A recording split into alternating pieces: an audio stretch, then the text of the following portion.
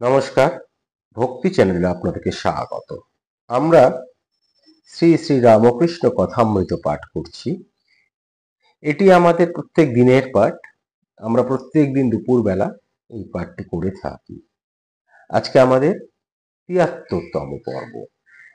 আমাদের আজকের পর্বে যারা নতুন, আমরা অনুরোধ করব অবশ্যই আপনারা আমাদের এই চ্যানেলটি সাবস্ক্রাইব করে ফেলুন। কারণ আমরা প্রত্যেক দিন যেমন শ্রী শ্রী রামকৃষ্ণ কথামৃত পাঠ করি, ঠিক তেমনই সন্ধ্যাবেলা আমরা আমাদের এই মহান সনাতন হিন্দু ধর্মের কোনো না কোনো বিষয় নিয়ে কথা বলি, আলোচনা করি। আপনারা এই সবেরই যেমন নোটিফিকেশন পেয়ে যাবেন, ঠিক তেমনই আমরা ভীষণভাবে উৎসাহিত হই। আর সেই উৎসাহকে পাথেয় করেই আজকে আমরা পাঠ করব এই ভক্ত সঙ্গে শ্রী রামকৃষ্ণ, এই যে অধ্যায়, এই অধ্যায়ের ৭ম পরিচ্ছেদ, যেখানে আমরা দেখব ঠাকুর কীর্তনে মেতে উঠেছেন এবং অসাধারণ কিছু পদ আমরা শুনতে পারব। মূলত রাধারানীর প্রেম, কৃষ্ণের প্রতি প্রেম, অভিমান এবং মাথুর পর্যায়ে কয়েকটি পদ আমরা শুনতে পারবো আজকে। তা আপনারা শেষ পর্যন্ত থাকুন এবং এই কথামৃতে এই যে রস, সেইটি উপলব্ধ করার চেষ্টা করুন, আনন্দ পাবেন। যদি কথামৃত আপনারা উপলব্ধি করতে পারেন, রসাস্বাদন করতে পারেন, তাহলে দেখবেন আপনার জীবন দর্শনটা পাল্টে যাচ্ছে, বদলে যাচ্ছে। এই কথামৃত আমাদের শেখায় আমাদের ধর্মটা কি। আমাদের এই ধর্মের তো বিভিন্ন ভাগ আছে। কখনো সেই ধর্ম জীবন ধর্ম, কখনো সমাজ ধর্ম, কখনো পারিবারিক ধর্ম, এবং সব থেকে বড় কথা আমাদের আধ্যাত্মিক ধর্ম। সেটি কি, কেমন হবে, এই কথামৃত কিন্তু আমাদের শেখায়। তাই আমরা বলি, প্রত্যেক দিনই এই কথাটা বলি, যে আপনারা কথামৃত পড়ুন, পড়া সম্ভব না হলে আপনারা শুনুন, অন্তত আনন্দ পান। এবং কথামৃত এই যে আনন্দ, এই আনন্দটাই তো অমৃত, এটাই তো আমাদেরকে বাঁচিয়ে রাখে। আমরা তো বেঁচে আছি আনন্দ পাওয়ার জন্য। তা এইবার কিসের থেকে আনন্দ পাবেন, সেইটি আপনাকে নির্বাচন করতে হবে। কিন্তু একটা কথা বলি, এই যে আনন্দ, যখন আমরা আমাদের ধর্মটাকে জানতে পারি, এবং এই ধর্মটাকে জানতে পারলেই আমাদের জীবনের অনেক ছোট ছোট সমস্যা থেকে আমরা মুক্তি পেতে পারি। জীবনে যে কোনো সমস্যা থেকে মুক্তি এনে দিতে পারে এই কথামৃত। ঠাকুরের নির্দেশিত পথে যদি আমরা চলতে পারি, তাহলে সত্যি অপার আনন্দ। তাই প্রত্যেক দিনের মতন আজও বলি, কথামৃত শুনুন, কথামৃত পড়ুন। আর যদি আমাদের পাঠ ভালো লাগে, তাহলে অবশ্যই একটি লাইক আমরা প্রত্যাশা করি এবং একটু কমেন্টস আমরা প্রত্যাশা করি। যাই হোক, আর প্রত্যেকদিন একটা চাই কিন্তু যে এই ভূমিকাটা করব না, কিন্তু কথায় কথায় চলে আসে। তা আজকে সেই কথা আর না বাড়িয়ে আমরা সরাসরি পাঠে চলে যাই। শ্রীমা লিখছেন, একটি হেডিং করেছেন, শ্রী রামকৃষ্ণ হরি কীর্তনানন্দে হরি ভক্তি প্রদায়িনী সভায় ও রামচন্দ্রের বাটিতে শ্রী রামকৃষ্ণ। তা এই হরিভক্তি প্রদায়িনী সভা, এটি হচ্ছে একটি বৈষ্ণব ধর্মীয়দের একটি সংগঠনই, যেখানে সভা আর কি, যেখানে নিয়মিত কীর্তন হতো। আর সেখানে ঠাকুর আজকে যাবেন এবং তারপরে তিনি রামচন্দ্রের বাড়িতে যাবেন, সেখানেও কীর্তন রয়েছে। তা সেইখানে গিয়ে ঠাকুর কি বলছে সেটি আমরা শুনব। শ্রীমা লিখছেন, ঠাকুর শ্রী রামকৃষ্ণ কলিকাতায় কাঁসারিপাড়া হরিভক্তি প্রদায়িনী সভায় শুভাগমন করিয়াছেন। রবিবার ৩১শে বৈশাখ, শুক্লা সপ্তমী, ১৩ই মে ১৮৮৩ খ্রিস্টাব্দ। আজ সবার বার্ষিক উৎসব হইতেছে। মনোহর সাইয়ে কীর্তন হইতেছে।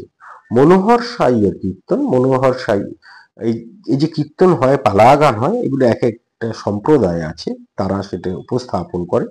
তাই সেই সম্প্রদায়ের নাম হচ্ছে মনোহর সাই সম্প্রদায়।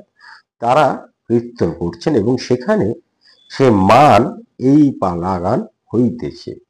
মান বলতে রাধিকার, রাধা রানী কৃষ্ণের প্রতি যে মান হয়েছে সেই পালা গান, সেই পর্যায়ের গানটি হচ্ছে। এবং আপনারা শুনুন কি সুন্দর এখানে এই একটি বর্ণনা হচ্ছে। আমাদের এই বৈষ্ণব পদগুলো তো খুব অসাধারণ। হ্যাঁ, সেই যেগুলো পড়লে আমাদের মনে আমরাও নিজেকে সেই রাধিকার জায়গায় নিয়ে যেতে পারি, আমাদের মনেও কৃষ্ণের প্রতি সেই ব্যাকুলতা তৈরি হয়। সেই এখানে লিখছেন, সেই সখীরা শ্রীমতীকে বলছেন, মান কেন করলি, তবে তুই বুঝি কৃষ্ণের সুখ চাস না? শ্রীমতী বলছেন, চন্দ্রাবলীর কুঞ্জে যাবার জন্য নয়, সেখানে যাওয়া কেন, সে যে সেবা জানে না। খুব সংক্ষিপ্ত এই জায়গাটির একটি পরিচয় দিলেন শ্রীমৎ। এরপর তিনি রামচন্দ্রের বাটিতে চলে যান। শ্রীমৎ লিখছেন, পরের রবিবার 20শে মে রামচন্দ্রের বাটিতে আবার কীর্তন হইতেছে, মাথুর গান। ঠাকুর আসিয়াছেন। বৈশাখ শুক্লা চতুর্দশী, 7ই জ্যৈষ্ঠ। মাথুর গান হইতেছে। শ্রীমতী কৃষ্ণের বিরহে অনেক কথা বলিতেছেন। শ্রীমতী বলছেন, বালিকা অবস্থা থেকেই শ্যামকে দেখতে ভালোবাসতাম। সখী, নখের ছন্দ দিন গুনিতে ক্ষয় হয়ে গেছে। দেখো, তিনি যে মালা দিয়েছেন সে মালা শুকিয়া গিয়াছে, তবু ফেলি নাই। কৃষ্ণচন্দ্রের উদয় কোথা হলো? সে চন্দ্র মান রাহুর ভয়ে বুঝি চলে গেছে। হায়, সেই কৃষ্ণ মেঘকে আবার কবে দর্শন হবে, আর কি দেখা হবে? বধূ, প্রাণ ভরে তোমায় কখনো দেখিতে পাই নাই। একে দুটি চোখ, তাতে নিমিখ, তাতে বারিধারা। তার শিরে ময়ূর পাখা যেন স্থির বিজলী। ময়ূরগণ সেই মেঘ দেখে পাখা তুলে নৃত্য করত। সখী, এ প্রাণ তো থাকিবে না, রেখো দেহ তমালের ডালে, আর আমার গায়ে কৃষ্ণ নাম লিখে দিও। কি অসাধারণ ব্যাকুলতা কৃষ্ণের প্রতি! শ্রীরামকৃষ্ণ বলিতেছেন, তিনি আর তার নাম অভেদ। তাই শ্রীমতী এইরূপ বলছেন, যেই রাম সেই নাম। ঠাকুর ভাবাবিষ্ট হইয়া এই মাথুর কীর্তন গান শুনিতেছেন। গোস্বামী কীর্তনিয়া এই সকল গান গাইতেছেন। আগামী রবিবারে আবার দক্ষিণেশ্বর মন্দিরে ওই গান হইবে। তাহার পরের রবিবারে আবার অধরের বাড়িতে ওই কীর্তন হইবে। এখানে সপ্তম পরিচ্ছেদটি শ্রীমৎ শেষ করেছেন এবং অষ্টম পরিচ্ছেদ শুরু হচ্ছে। দেখুন, আমরা অষ্টম পরিচ্ছেদে এখন প্রবেশ করব। দক্ষিণেশ্বর মন্দিরে ভক্ত সঙ্গে শ্রীরামকৃষ্ণ, এই একটি শিরোনাম দিয়েছেন এবং লিখছেন, ঠাকুর শ্রী রামকৃষ্ণ দক্ষিণেশ্বর মন্দিরে নিজের ঘরে দাঁড়াইয়া আছেন ও ভক্ত সঙ্গে কথা কহিতেছেন। আজ রবিবার 14 জ্যৈষ্ঠ কৃষ্ণা পঞ্চমী, 27 মে 1883 খ্রিস্টাব্দ। বেলা 9টা হইবে। ভক্তেরা ক্রমে ক্রমে আসিয়া জুটিতেছে। শ্রীরামকৃষ্ণ, বিদ্বেষ ভাব ভালো নয়। শাক্ত, বৈষ্ণব, বৈদান্তিক এরা ঝগড়া করে, সেটি ভালো নয়। এটি হচ্ছে আমাদের হিন্দু ধর্মে যেমন উদার, আমাদের হিন্দু ধর্ম এই উদারতা বলেই তার এত শাখা আমরা দেখতে পাই, ঠিক তেমনি এই উদারতার ফলে একটি সমস্যা হিন্দু ধর্মে কিন্তু রয়ে গেছে। সেটি কি? সেটি হচ্ছে এই যে বিভিন্ন শাখা, এরা নিজেদের মধ্যেই ঝগড়ায় ব্যস্ত থাকে। এ বলে আমার এই এই চর্চা, এইভাবে ধর্ম চর্চাটা সেরা, সত্যিই সব। কেউ বলে না, আমার শৈবই সব। আবার কেউ বলে না, বৈষ্ণবই সব, নারায়ণই সেরা। আসলে সেরা তো কেউ নয়, সৃষ্টির বা ভগবানের বিভিন্ন রূপ। আমরা গতকালই না গত দুদিন আগে আলোচনা করছিলাম, আমাদের এই শিব যখন কার ধ্যান করে, এই যে আমরা একটি এই শিরোনামে যে আমরা একটি আলোচনা করেছি শিব কার ধ্যান করে, সেখানেই দেখছিলাম যে হর পুজো করছে হচ্ছে হরি, আর হরি পুজো করছে হরে। তাই জন্য আমরা বলি হরিহর আত্মা, অর্থাৎ একই একজনেরই তার দুটি রূপ, যেন একজন আরেকজনকে ছাড়া অসম্পূর্ণ। কিন্তু আমরা এইখানে কি করি, নিজেদের মধ্যেই ঝগড়া করি, নিজেদের মধ্যেই ঝামেলা করি। হ্যাঁ, তা এইটি হচ্ছে একটি সমস্যা আমাদের হিন্দু ধর্মের। তাই ঠাকুর সেটিই বলছেন যে বিদ্বেষ ভাব কিন্তু কখনো ভালো না। এবং তারপরে খুব সুন্দর একটি উদাহরণ দেন তিনি, এটি কাহিনী বলেন যে পদ্মলোচন বর্ধমানের সভাপণ্ডিত ছিলেন। সবাই বিচার হচ্ছিল, শিব বড় না ব্রহ্মা বড়। পদ্মলোচন বেশ বলেছিল, আমি জানি না, আমার সঙ্গে শিবেরও আলাপ নেই, ব্রহ্মারও আলাপ নেই। সকলের হাস্য। তারপরে তিনি বলছেন অব্যভিচারিণী ভক্তির কথা।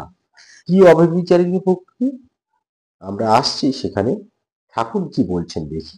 তিনি বলছেন ব্যাকুলতা থাকলে সব পথ দিয়েই তাকে পাওয়া যায়, তবে নিষ্ঠা থাকা ভালো। নিষ্ঠা ভক্তির আরেক নাম অব্যভিচারিণী ভক্তি। নিষ্ঠা কি? নিষ্ঠা হচ্ছে নিষ্কাম কর্ম, অর্থাৎ আমার কোনো কিছুই চাহিদা থাকবে না, আমি তার সেবা করে যাব। একটা চাহিদা অবশ্যই থাকবে, সেটি হচ্ছে আমি তাকে জানব, আমি তাকে বুঝবো, আমি তাকে অনুভব করব। এই যে চাওয়া, এই যে বাসনা, এইখান থেকে, এবং সেটা এই বিশ্বাসটা থাকে যে আমি যখন তার সেবা করছি, নিশ্চয়ই তিনি একদিন না একদিন তিনি আমাকে দেখা দেবেন। এই যে একদিন না একদিন দেখা দেবেন, কবে সেটি আমরা জানি না, কিন্তু দিনের পর দিন তার সেবা কিন্তু আমি করে যাচ্ছি। এটাই হচ্ছে নিষ্ঠা। সেই নিষ্ঠা যদি থাকে, ঠাকুর বলছেন সেই নিষ্ঠা ভক্তি, এরই নাম হচ্ছে অব্যভিচারিণী ভক্তি। যেমন এক দিলে গাছ সোজা উঠেছে, এই যেমন ধরুন তাল গাছ, যেমন ধরুন নারকেল গাছ, এগুলো কি একটাই ডাল সোজা উঠে গেছে, এদিক ওদিক কোনো দিকে তার দৃষ্টি নেই, একদিকেই তার লক্ষ্য, সেটা হচ্ছে আকাশের দিকে উঠে যাওয়া, সূর্যের আলো কিছুটা শোষণ করে নেওয়া, এটি ওই গাছের যেমন লক্ষ্য। তেমনি একনিষ্ঠ ভক্তের, যিনি যিনি একনিষ্ঠ ভক্ত, তার ওই একটাই লক্ষ্য, এদিক ওদিক তার কোনো ওদিকে তার দৃষ্টি নেই। সেই জন্য এইটিকে বলা হচ্ছে অভিচারিণী ভক্তি, অর্থাৎ একনিষ্ঠ, অবিচল এবং একমাত্র ঈশ্বরের প্রতি প্রেম ভরে পরিপূর্ণতা রয়েছে। এই ভক্তিতে ভক্ত কি হয়, অন্য কিছুতে মন দেন না, কেবল তিনি তার ইষ্ট দেবতা, তার প্রতি নির্বিচারে প্রেমে ও স্মরণে নিমগ্ন থাকে। আমরা গীতায় দেখতে পাই, যে গীতার একটি শ্লোক আপনাদেরকে বলি।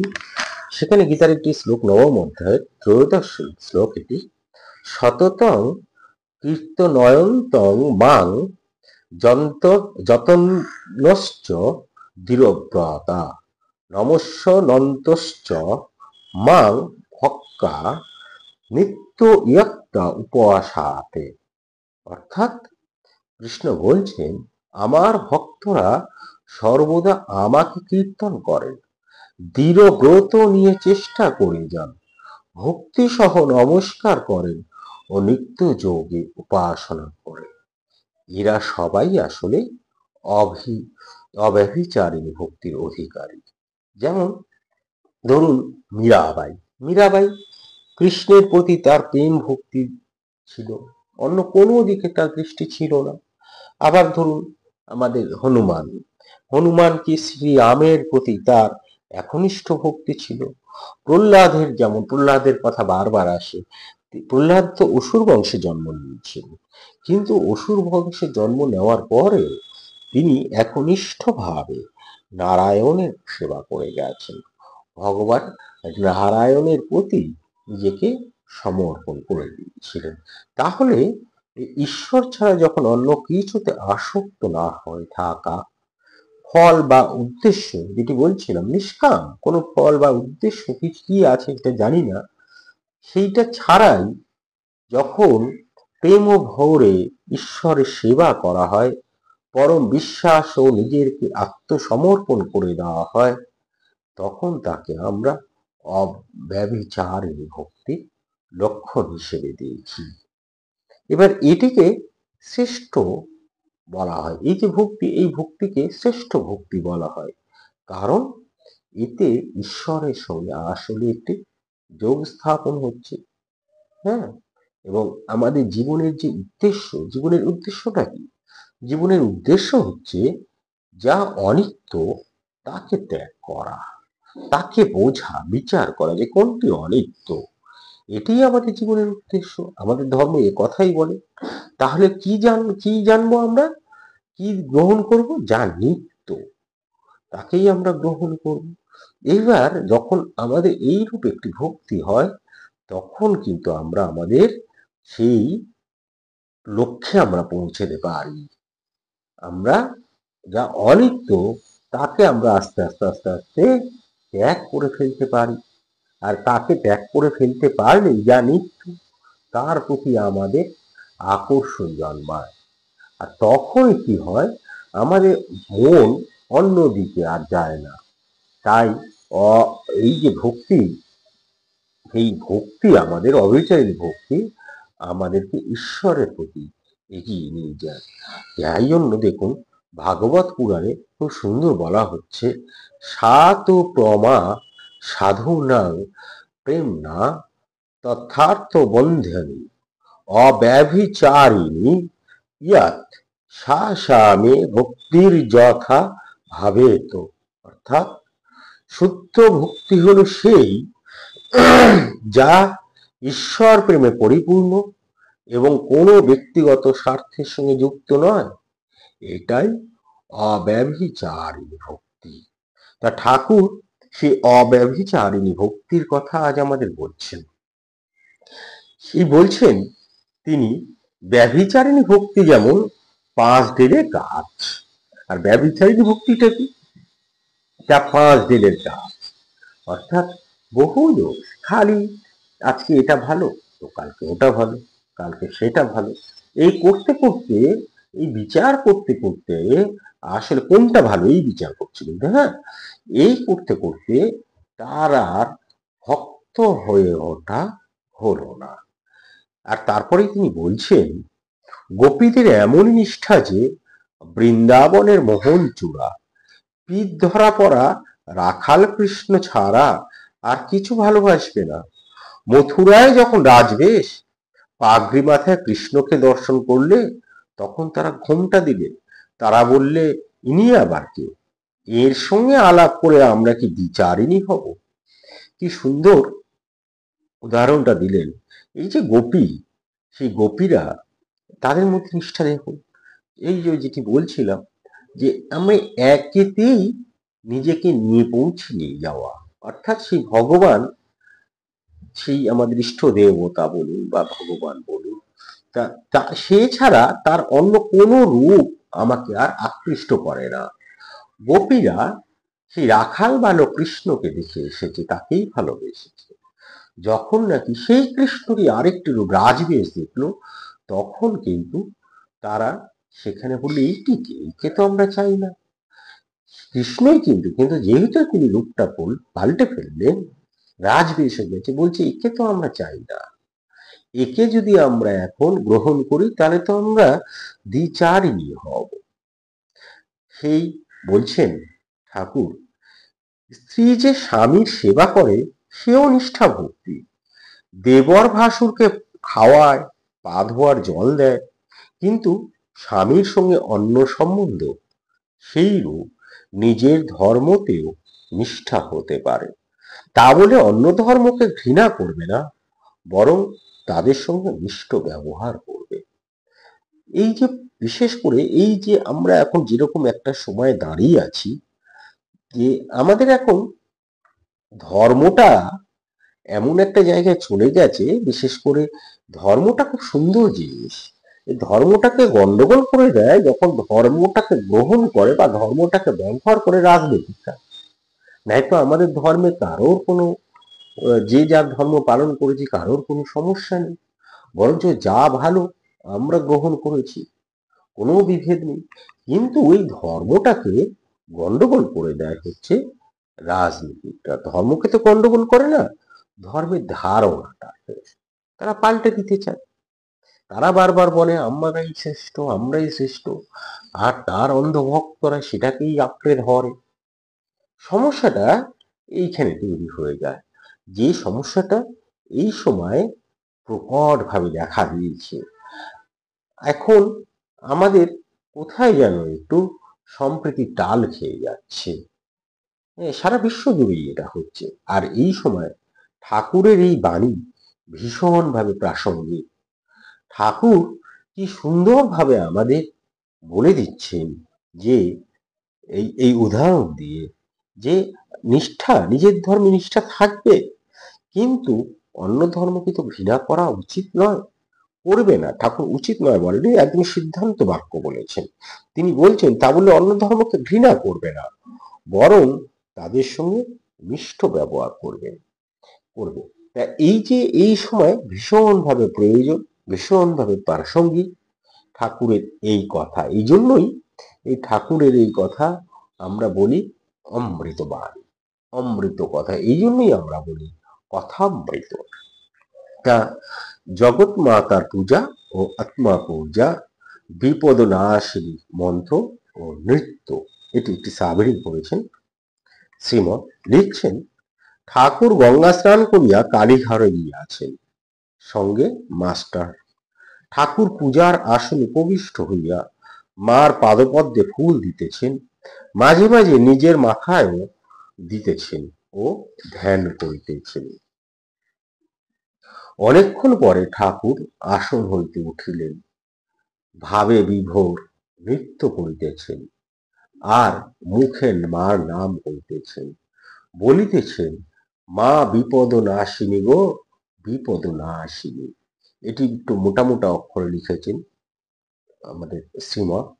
আসলে মা মা তো আমাকে যে কোনো বিপদ থেকে রক্ষা করেন। তাই ঠাকুর বলছেন, মা বিপদ নাশিনী গো, মা বিপদ নাশিনী। দেহ ধারণ করলেই দুঃখ বিপদ, তাই বুঝি জীবকে শিখাইতেছেন তাহাকে বিপদ নাশিনী এই মহামন্ত্র উচ্চারণ করিয়া কাতর হইয়া ডাকিতে। এটি শ্রীমৎ নিজে বলছেন যে আমরা যখন এই দেহ ধারণ করি তখন তো আমাদের দুঃখ, আর দুঃখই তো আমাদের যত বিপদ, দুঃখ বিপদ। আর বলছেন ঠাকুর হয়তো সেই আমাদেরকে শেখাচ্ছেন যে মাকে বিপদ নাশিনী এইটি মহামন্ত্র এই নামে উচ্চারণ করো, করে যদি কাতর হয়ে তাকে ডাকা যায়, তাহলে মা আমাদেরকে সকল বিপদ থেকে রক্ষা করবেন। তারপরে আরো একটি সাবহেডিং করেছেন, পূর্ব কথা শ্রীরামকৃষ্ণ ও ঝামাপুকুরের নকুর বাবাজি। এইবার ঠাকুর নিজের ঘরের পশ্চিম বারান্দায় আসিয়া উপবিষ্ট হইয়াছেন, এখনো ভাবাবেশ হইয়াছে। কাছে রাখাল, মাস্টার, নকুর বৈষ্ণব প্রভৃতি। নকুর বৈষ্ণবকে ঠাকুর 28-29 বৎসর ধরিয়া জানেন। যখন তিনি প্রথম কলিকাতায় আসিয়া ঝামাপুকুরে ছিলেন ও বাড়ি বাড়ি পূজা করিয়া বেড়াইতেন, তখন নকুর বৈষ্ণবের দোকানে আসিয়া মাঝে মাঝে বসিতেন ও আনন্দ করিতেন। পেনেটিতে রাঘব পণ্ডিতের মহা উৎসব উপলক্ষে নকুর বাবাজি ইদানিং ঠাকুরকে প্রায় বর্ষে বর্ষে দর্শন করিতেন। নকুর ভক্ত বৈষ্ণব, মাঝে মাঝে তিনিও মহোৎসব দিতেন। নকুর মাস্টারের প্রতিবেশী। ঠাকুর ঝামাপুকুরে যখন ছিলেন গোবিন্দ চাটুর্যের বাড়িতে থাকিতেন। সেই পুরাতন বাটি নকুর মাস্টারকে দেখাইয়াছিলেন। শ্রীরামকৃষ্ণ জগন্মাতা নামকীর্তনানন্দ। ঠাকুর ভাবাবেশে গান গাইতেছেন। আমরা এই গানটি কাব্যাকারে করব। খুব সুন্দর এই গানটি, যেখানে আমাদের ভবতারিণী বিপদনাশিনী মহিমা কীর্তন হয়েছে এবং তার সুন্দর একটি রূপ এখানে বর্ণনা করেছেন যিনি এই পদটি রচনা করেছেন।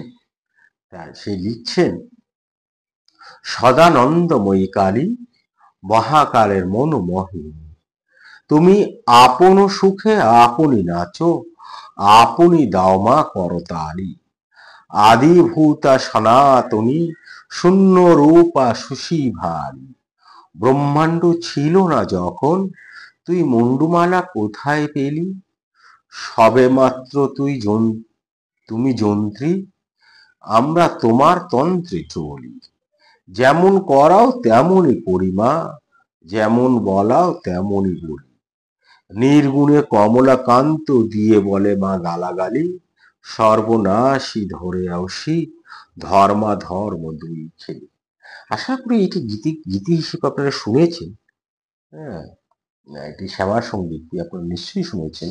আমার তো খুবই ভালো লাগে এটি। পান্নালাল ভট্টাচার্যের গলায় যখন গাওয়া হয়, সেই ছোটবেলা থেকেই শুনে আসছি। যাই হোক, এরপর তিনি আরেকটি গান করেন, যেটি আমরা কাব্যাকারে পড়ব। আমার মা তং হি তারা, তুমি ত্রিগুণ ধরা পরাৎপরা, আমি জানি মা ও দীন দয়াময়ী, তুমি দুর্গমেতে দুঃখ হারা, তুমি সন্ধ্যা, তুমি গায়ত্রী, তুমি জগদ্ধাত্রী, গোমা তুমি অকুলের ত্রাণ কর্তী, সদাশিবের মনোরমা, তুমি জলে, তুমি স্থলে, তুমি আদ্য মূলে গোমা, আছো সর্বঘটে অর্ঘ্য পৌটে, সাকার আকার নিরাকারা। গোলেমালে মাল রয়েছে, গোল ছেড়ে মাল বেছে নাও, মন চলে যায় আর কাজ নাই, তারার ও তালুকেরে, পরিয়ে ভবসাগরে ডোবে মা তনুর তরি, মায়া ঝড় মোহ তুফান ক্রমে বাড়ে গো শঙ্করী। মায়ে পয়ে দুটো দুঃখের কথা কই, কারুর হাতির উপর ছই, কারুর চিপের উপর খাসা দই। তা শ্রীরামকৃষ্ণ ভক্তদের বলিতেছেন, সংসারীদের সম্মুখে কেবল দুঃখের কথা ভালো নয়, আনন্দ চাই। যাদের অন্নাভাব তারা দুদিন বরং অফস করে থাকতে পারে, আর যাদের খেতে একটু বেলা হলে অসুখ হয় তাদের কাছে কেবল কান্নার কথা, দুঃখের কথা ভালো নয়। বৈষ্ণবচরণ বলতো, কেবল পাপ পাপ পাপ পাপ, এসব কি, আনন্দ করো। ঠাকুর আহারান্তে একটু বিশ্রাম করিতে না করিতে মনোহর সাই গোস্বামী আসিয়া উপস্থিত। শ্রী রাধার ভাবে মহাভাবময় শ্রী রামকৃষ্ণ। তারপরে বলছেন আমাদের শ্রীময় যে হেডিংটা বলছেন, তিনি বলছেন ঠাকুর কি গৌরাঙ্গ। কেননা এরপরে আমরা দেখব ঠাকুরের সেই রকম একটি ভাব চলে আসে। লিখছেন শ্রীময়, গোস্বামী পূর্বরাগ কীর্তন গান করিতেছেন। একটু শুনিতে শুনিতে ঠাকুর রাধার ভাবে ভাবাবিষ্ট। প্রথমে গৌরচন্দ্রিকা কীর্তন। করতলে হাত, চিন্তিত গোরা, আজ কেন চিন্তিত, বুঝি রাধার ভাবে হয়েছে ভাবিত। গোস্বামী আবার গান গাইতেছেন।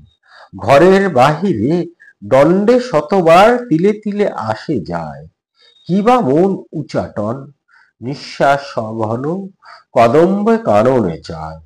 রাই, এ কেন বা হলো গো। গানের এই যে লাইন, এই লাইনটা, এই গানটিতে দেখুন, এই যে ঘরের বাহিরে দণ্ডে শতবার তিলে তিলে আসে যায়, কিবা মন উচাটন, নিঃশ্বাস সঘন, কদম্বে কাননে চায়। রাধিকা বারবার ঘরের বাইরে যাচ্ছে, হ্যাঁ, বারবার সে যে আসে, এবং এই যে গানটি, অর্থাৎ রাধিকার মনে যে ব্যাকুলতা, যে বিরহ তৈরি হয়েছে পূর্বরাগ পর্যায়ে, তো তা যে বিরহ তৈরি হয়েছে, সেই তার সুন্দর বর্ণনা এখানে দেওয়া হয়েছে এই পদে। আর এই গানের যখন এই লাইনটি শুনলেন ঠাকুর শ্রী রামকৃষ্ণের, তখন মহাভাবের অবস্থা হয়েছে। গায়ের জামা প্রায় ছিঁড়ে ফেললেন, গায়ের জামা। এবং কীর্তনে তখন গান হচ্ছে, শীতল তছু অঙ্গ তনু পরশে অমনি অবশ অঙ্গ। তখন মহাভাবে ঠাকুরের কম্প হইতেছে। আসলে তিনি তো সেই সময় ওই রাধা ভাবে চলে গেছেন। হ্যাঁ, ঠাকুরের এই একটি বিষয়, তার মধ্যে এই ভাবগুলো দেখা দিত। ওই জায়গাটায়, ওই পরিবেশটায়, ওই চরিত্রের মধ্যে মনটাকে ঠাকুর নিয়ে যেতে পারতেন। হ্যাঁ, যেটা আমরা বা সাধারণ মানুষ যেটা পারে না। এটা একমাত্র সেই সহজ সরল উদার প্রকৃতির মানুষ হলেই, এবং ঈশ্বরে যিনি ব্যাকুল, সর্বত্র সর্বভূত, তিনি ঈশ্বরকে দর্শন করতে পারেন, তারই কিন্তু এটি হয়। তা সেই জন্যই তিনি যুগাবতার রামকৃষ্ণ, ভগবান রামকৃষ্ণ, তাকে ভগবান বলা হয়।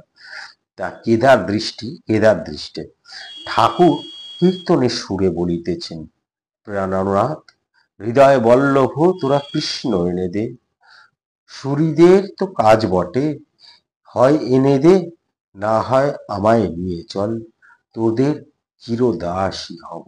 এটা কেদারের দিকে তাকিয়ে ঠাকুর বলছেন। তা গোস্বামী কীর্তনিয়া ঠাকুরের মহাভাবের অবস্থা দেখিয়া মুগ্ধ হয়ে গেছে।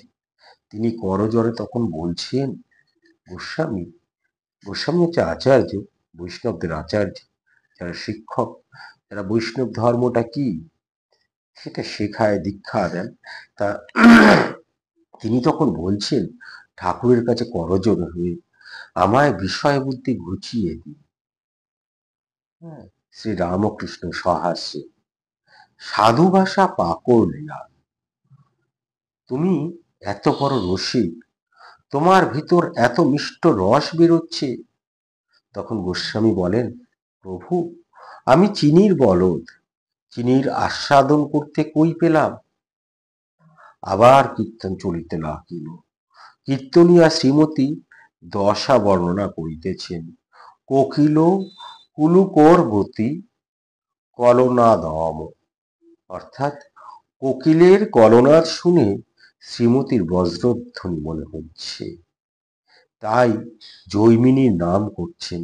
আর সকলে বলছেন, সখী, কৃষ্ণ বিরহে এ প্রাণ থাকিবে না, রেখো দেহ তমালের টানে।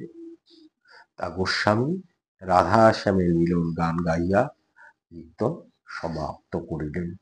আর এখানেই আমাদের আজকের এই পাঠ তথা অষ্টম পরিচ্ছেদ আমরাও শেষ করলাম। যদি ভালো লেগে থাকে তাহলে অবশ্যই একটি লাইক আমরা প্রত্যাশা করি।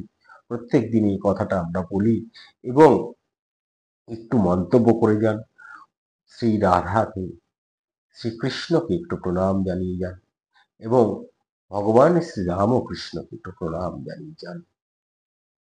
আমরা আবার কালকে দুপুরবেলা ঠিক একটায় পাঠ করব নবম পরিচ্ছেদ, যেখানে কলকাতায় বলরাম ও অধরের বাড়িতে শ্রী রামকৃষ্ণ আসছেন এবং নতুন কোনো বিষয়ের উপর বলছেন, আমাদেরকে জানাচ্ছেন। আমরা জেনে নেব আগামীকাল। আজকে এ পর্যন্তই। ভালো থাকবেন, ভালো রাখবেন, নিজে আনন্দে থাকবেন, অন্যকে আনন্দিত রাখবেন। নমস্কার, ধন্যবাদ।